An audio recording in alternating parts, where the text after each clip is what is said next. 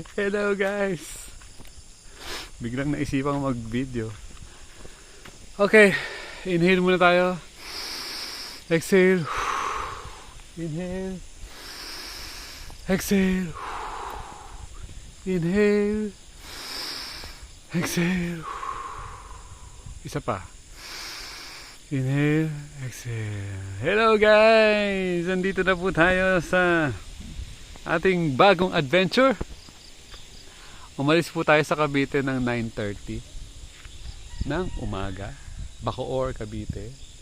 Sumakay tayo ng jeep papuntang Zapote, tapos papuntang bus papuntang Alabang. Ay grabe yung Alabang na yun. Lunes kasi sobrang traffic talaga. Pang mga ganong oras huwag kayong dadaan dun sa Alabang Zapote Road. Umabot yata ako ng 1.5 oras para lang makalaring sa Alabang.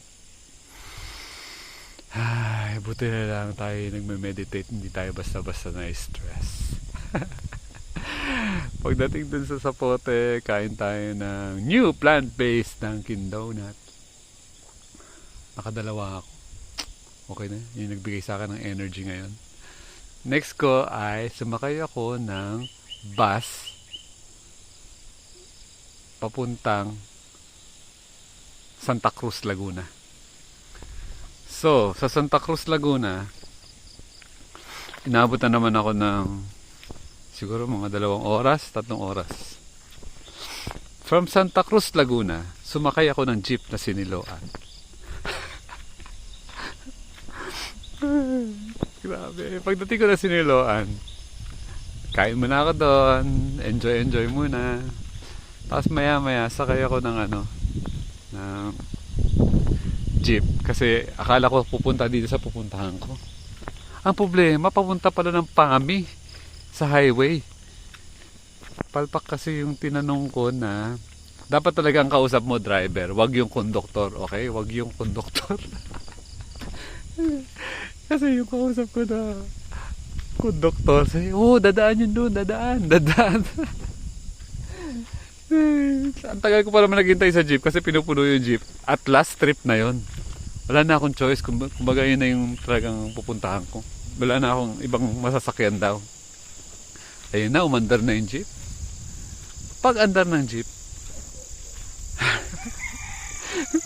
taliwas sa aking pupuntahan. Ang kulit kasi nung katabi ko. Sabi nung katabi ko, hindi, dadaan po yan doon. Dadaan yan doon. Tapos papunta na sa, yun pala, yung mayat ba na yun. Kumbaga malaki yung, hindi to, kumbaga mali yung nakita ko. Ako pala talaga nagkamali. Kasi sinabi ko mayat ba. Yung mayat ba pala, dun nga yun sa dinadaanan ng jeep. Ito palang pupuntahan ko, hindi to mayat ba, Pangil. So, ayan, napag-asos tayo, sumakay tayo ng tricycle galing dun sa mayat ba papunta dito sa Pangil. Pagdating sa Pangil, sinisingil na naman ako ng 200 para umakyat dito sa napakagandang lugar. Ganda ng view natin, no? So, syempre hindi ako sumakay, masyadong mahal, 200. Buti na lang merong dumaang single. Yun, si kuya, nakalimutan ko rin yung pangalan niya, shout out. Ayun, nakasingle siya, sinakay niya ako packet dito, 5 kilometrong ahon. Matindi. Antindi. Okay, pero napaka-exciting po yung ating pupuntahan ngayon kasi ayan na siya, oh. Nagkaroon pa ako ng walking time. Okay, call time po natin dito is 6:00.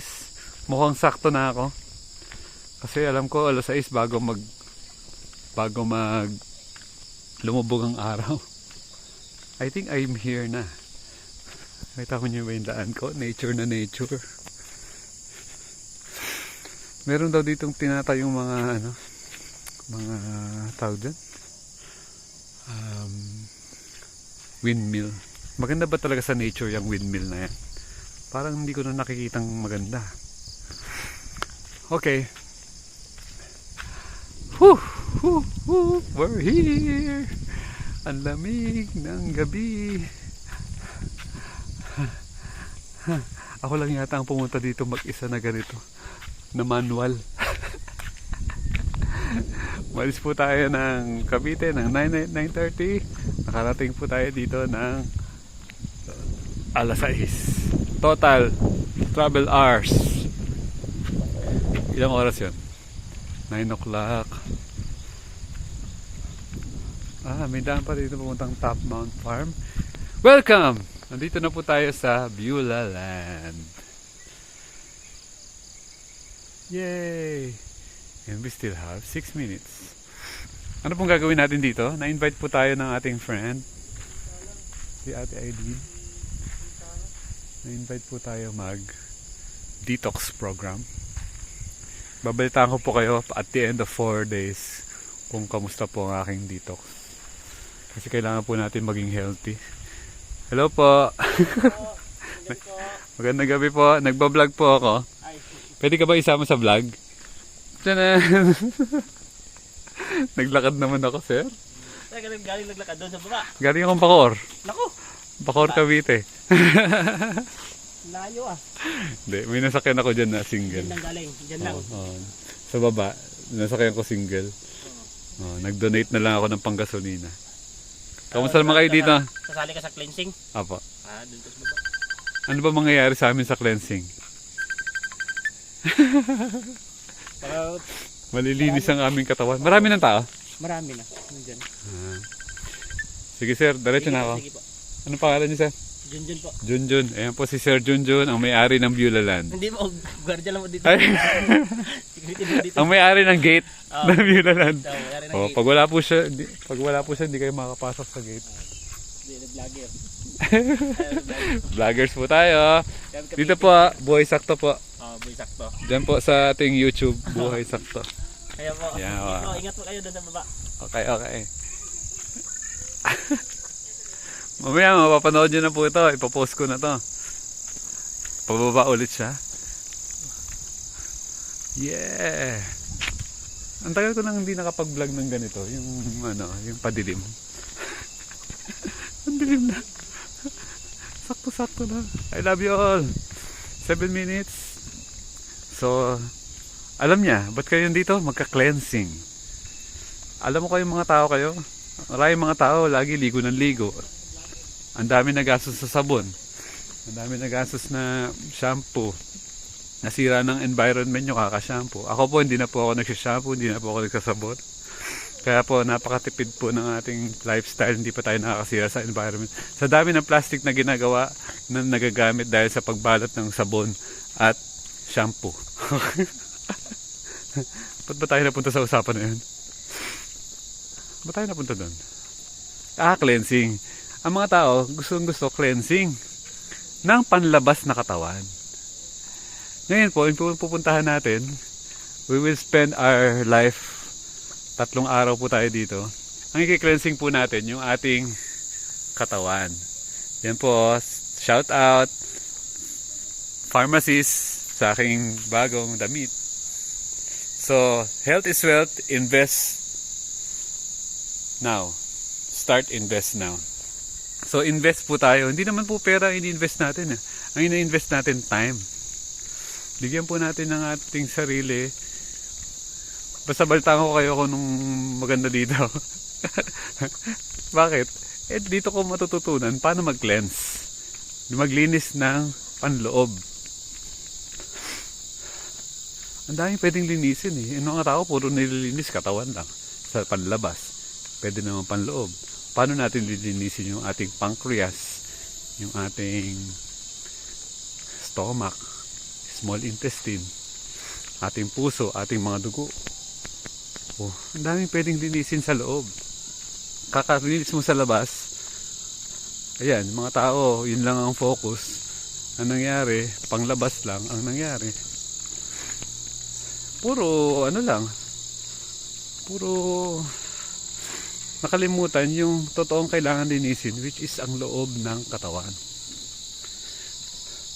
Ang ginawa ng tao, kumain ng kung ano-ano na hindi niya pinag-aralan kung para saan ba talaga yung kinakain niya at pinapasok niya sa kanyang katawan. Sunset. So, excited po ako sa ating gagawin. Tayo po ay mag-cleansing 3 days detox dito sa gitna ng kabundukan. Narinig niyo yung mga ibon? Ibon kaya yan? Nasa bundok tayo. Yoo. Look. Look at the view. Tayo lang po nakarating dito ng manual. Nagastos po natin mura-mura lang. Kung kano yung bus? 157. Yung bus kanina na galing sa Pote, 28 pesos. Computin nyo ha. 157, 28 plus 13 plus